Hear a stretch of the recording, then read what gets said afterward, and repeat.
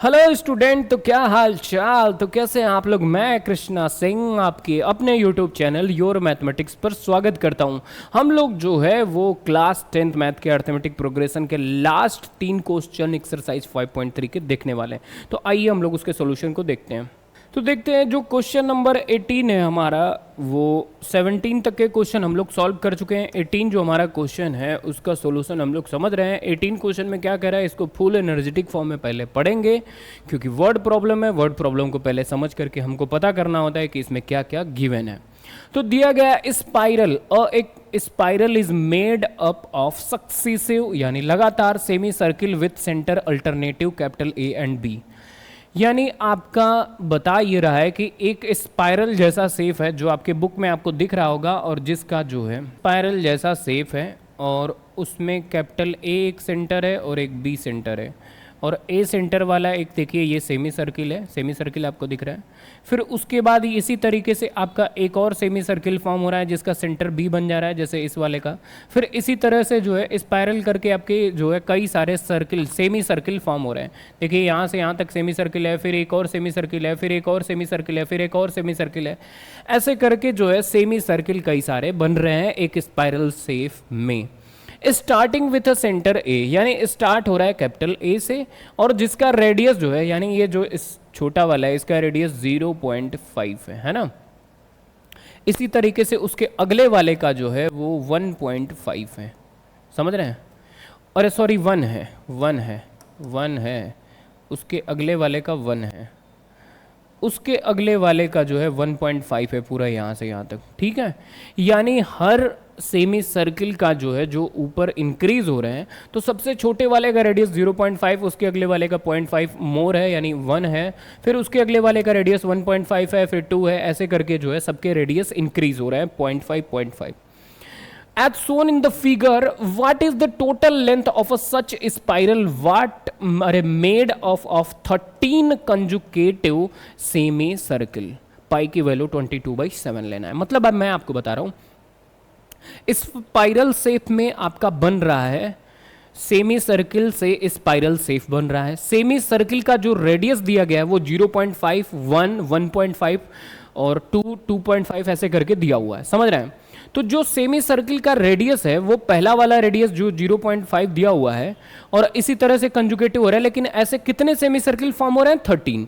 तो 13 जो semi circle form हुए ना, उनके जो लंबाई है, यानी उनकी जो टोटल लेंथ है जिससे वो बन रहा है, वो टोटल लेंथ पूरे 13 के फाइंड करना है, समझ रहे हैं। अब आपको देखिए पता होना चाहिए कि सर्किल का जो बाउंड्री होता है वही उसकी लेंथ होती है। और सीधा सीधा बोलूं तो सर्किल जिससे फॉर्म होता है, जिस लेंथ से, उस लेंथ को हम लोग जो है मैथमेटिकल भाषा में कहते हैं सरकमफरेंस।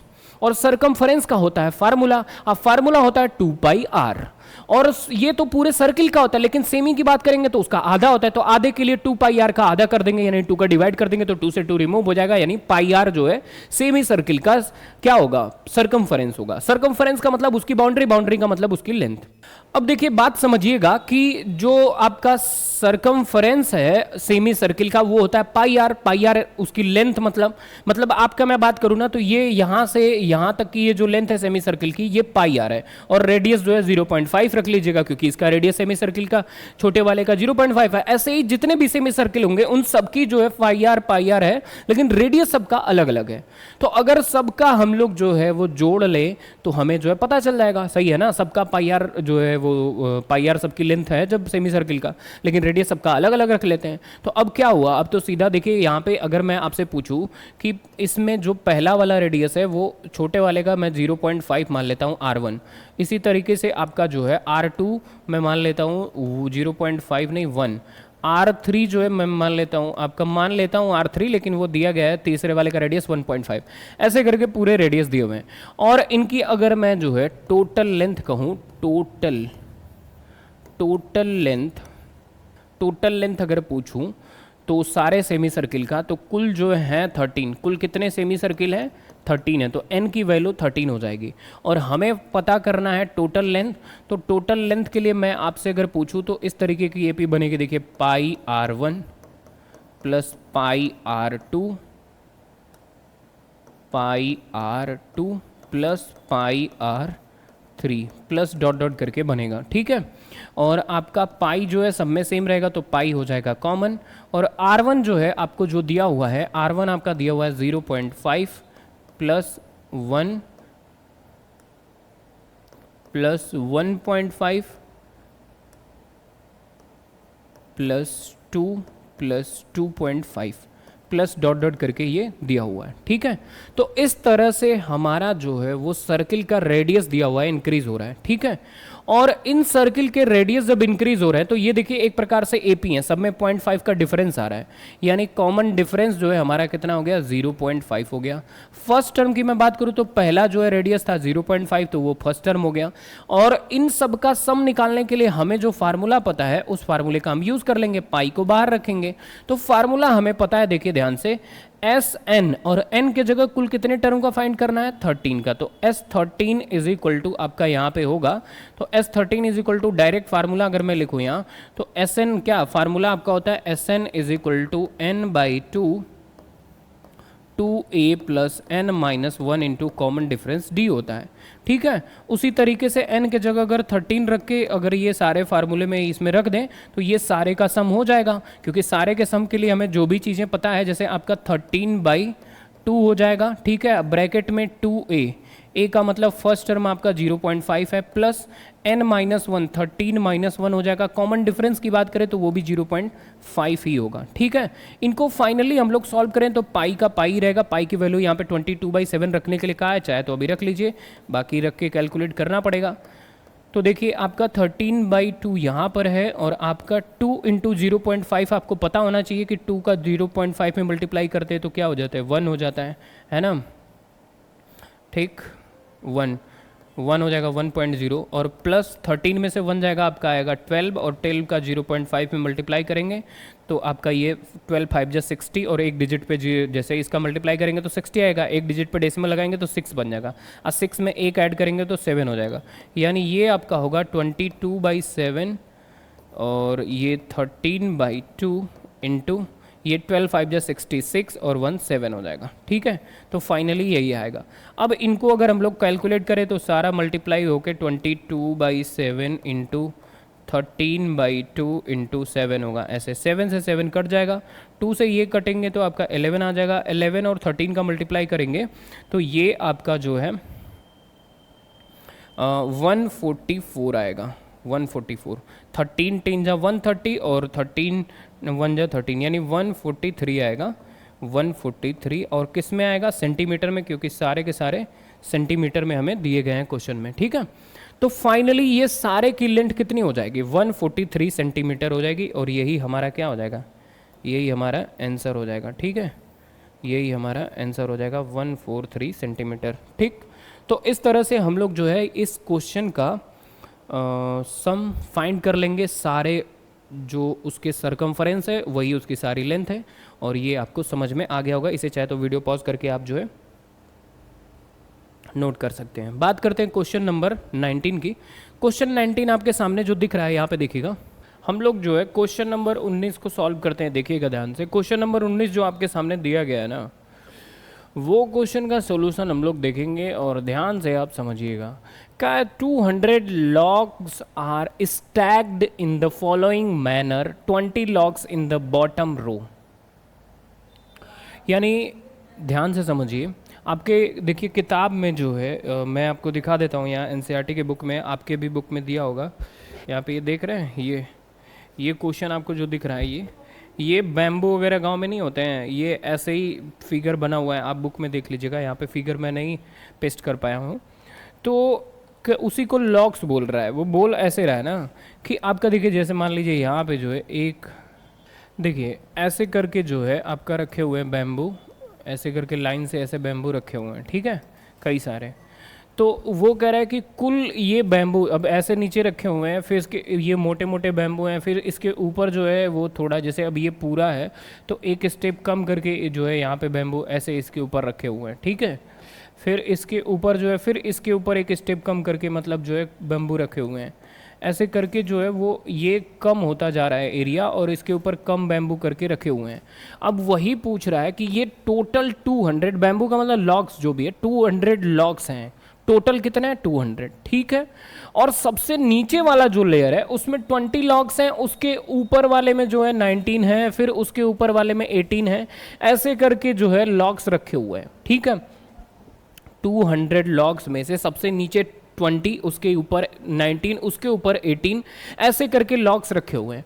अब ये 20 जो 200 लॉग्स है, इन 200 लॉग्स का यूज करके कितने ऐसे रो बनाए जा सकते हैं टोटल रखने पर, वही ये पूछ रहा है कि देखिए and how many logs are there in the top और 200 लॉग प्लेस एंड, ये देखिए कह रहा है कि in how many row are, मतलब 200 लॉग्स यानी 200 लॉग्स को सबसे नीचे 20, उसके ऊपर 90, उसके ऊपर 18 ऐसे रखा जाए तो कितने रो बनेंगे और सबसे ऊपर में कितना लॉग है ये पूछ रहा है। समझ लीजिएगा ध्यान से, ठीक है। तो इसके करने का जो तरीका है वो है, देखिए कैसे। सबसे पहले तो हमें बात पता है कि टोटल नंबर ऑफ लॉग्स जो है वो आपका 200 है, यानी टोटल सम अगर कहा जाए सारे बैम्बू का तो वो, या लॉग्स का, तो 200 है, तो SN इज इक्वल टू 200 हो जाएगा, ठीक है। उसके बाद जो आपका AP बन रहा है वो इस तरीके से बन रहा है, पहले आपका सबसे नीचे 20 है, फिर उसके नीचे 19 लॉग है, फिर उसके नीचे ऊपर 18 लॉग है, ऐसे करके जो है वो ऊपर इंक्रीज हो, मतलब कम होते जा रहे हैं लॉग्स, ठीक है। और ये जो है पूछ रहा है कि कुल कितने लॉग्स हैं, तो वो N की वैल्यू पूछ रहा है, नहीं सॉरी, पूछ रहा है कि कुल कितने रो हैं, पहले रो में 20, दूसरे में 19, उसके ऊपर 18, उसके ऊपर 17, ऐसे हैं, तो कुल कितने रो हैं, और सबसे ऊपर कौन सा, मतलब कि सबसे ऊपर जो है वो आपका कितने बैम्बू हैं। तो सबसे ऊपर तो जब सबसे लास्ट वाला होगा, तो कुल मिला के आपसे ये पूछ रहा है AN भी पूछ रहा है, और आपसे पूछ रहा है कि कुल N भी कितना है, यानी कुल नंबर ऑफ रो भी कितना है, ठीक है। तो इसको सॉल्व करने के लिए हम लोग जो है ये वाला फार्मूला लगाते हैं, SN is equal to N/2 2a plus n minus 1 into common difference d वाला, ठीक है। तो SN हमारा दिया गया है 200, तो 200 is equal to n/2, n जो है हमें पता नहीं है, तो n/2 हो जाएगा, ठीक है। और उसके बाद 2a, फर्स्ट टर्म आपका 20 होगा, plus n minus 1 into common difference d हमें दिया गया है, देखिए 1 का, क्योंकि 19 माइनस, सॉरी, कॉमन डिफरेंस आप निकालेंगे तो 90 माइनस 20 जो है आपका कितना होगा, -1 होगा, यानी कॉमन डिफरेंस जो है -1 का दिया गया है, ठीक है। फिर इसको आप सॉल्व करेंगे तो ये देखिए 2 इधर जाके आपका 400 बनाएगा, ठीक है। और ये आपका होगा यहाँ पे, सॉरी n है, और ये आपका हो जाएगा 40 प्लस n माइनस 1 इंटू -1, ठीक है। अगर इनको अंदर मल्टीप्लाई कर लिया जाए तो ये आपका होगा 40n, ठीक है।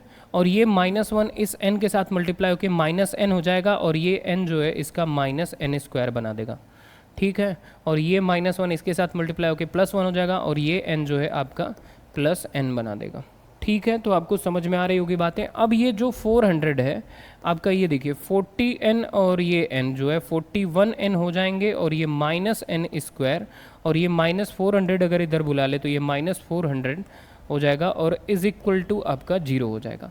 ये एक बन गया क्या, क्वाड्रेटिक इक्वेशन बन गया। क्या बना, क्वाड्रेटिक इक्वेशन।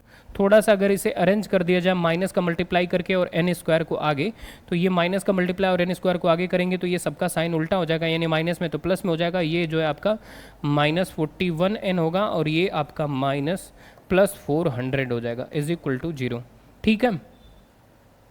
अब इसका स्प्लिटिंग अगर हम लोग करेंगे तो देखिए ध्यान से, ये 400 का हम लोग लेते हैं एलसीएम स्प्लिटिंग के लिए, तो 400 का आप एलसीएम लेंगे तो ये होगा 200, 100, 50, 25, 5, 5 5 या 25, 5 1 या 5, है ना, ठीक है। तो ये आपका बनेगा, और इन्हीं के हेल्प से हमें करना है स्प्लिटिंग, ठीक है। तो ध्यान से देखिएगा, अगर मैं आपको बताऊं तो ये 2 2 जा 4, 2 जा 8, 2 जा 16, आपका ये बनेगा 16, और ये 5 5 जा 25। तो 25 और 16 दोनों को अगर आप देखिए ऐड करेंगे ना, तो ये आपका बन जाएगा 41, और इनका मल्टीप्लाई करेंगे तो 400 बनेगा ही बनेगा। तो यहाँ से हमें इसकी स्प्लिटिंग पता चल जाएगी। तो ये बन जाएगा n² माइनस, ये आपका बनेगा -25n, और ये आपका बनेगा -16n प्लस 400। अगर आप जो है क्वाड्रेटिक इक्वेशन चैप्टर पढ़े होंगे तो वहाँ पे आपको ये स्प्लिटिंग अच्छे से बताया गया है, ठीक है। और अगर नहीं आ रहा हो तो ये बहुत इंपॉर्टेंट है, आप जा करके वहाँ पे हमारे चैनल पे क्वाड्रेटिक इक्वेशन में आपको दिख जाएगा, ठीक है। इसका एक अलग से भी वीडियो डाले हुए हैं। स्प्लिटिंग का, क्योंकि ये बहुत ज़्यादा इंपॉर्टेंट है। अब देखिए इन शुरुआत के दो टर्म में से n कॉमन ले लेंगे तो यहाँ पे n माइनस जो है आपका 25 हो जाएगा, यहाँ से -16 कॉमन लेंगे तो यहाँ भी n माइनस 25 हो जाएगा, ठीक है। और इसको साथ में ले लिया जाएगा, और ये n माइनस 25 देखिए दोनों का दोनों सेम आता है, आ गया तो n माइनस 16 और आपका n माइनस 25 हो जाएगा। इसको 0 के बराबर कंपेयर करेंगे तो n इज इक्वल टू 16 और n इज इक्वल टू 25 हो जाएगा। यहाँ से जो है n की वैल्यू 2 निकल करके आएगी, एक 16 और 25, ठीक है।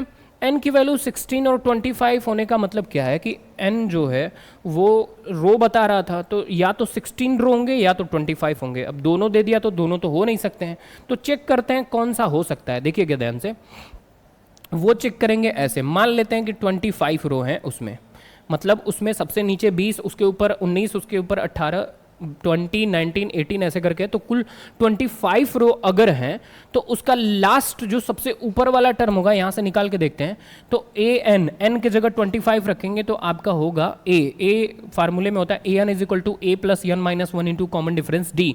ए फर्स्ट टर्म होता है एपी का 20 रख लिए, प्लस एन माइनस 1 यानी 25 minus 1 into common difference D जो है -1 ही रहेगा।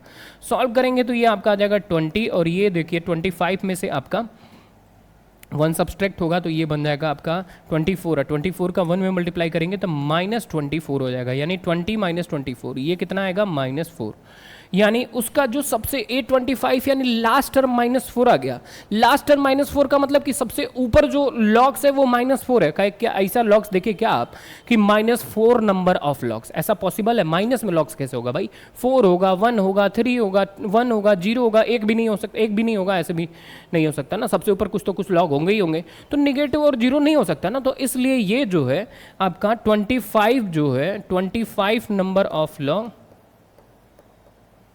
नॉट पॉसिबल, ये पॉसिबल ही नहीं है, ये पॉसिबल ही नहीं है, ठीक है, ये पॉसिबल ही नहीं है, ठीक है।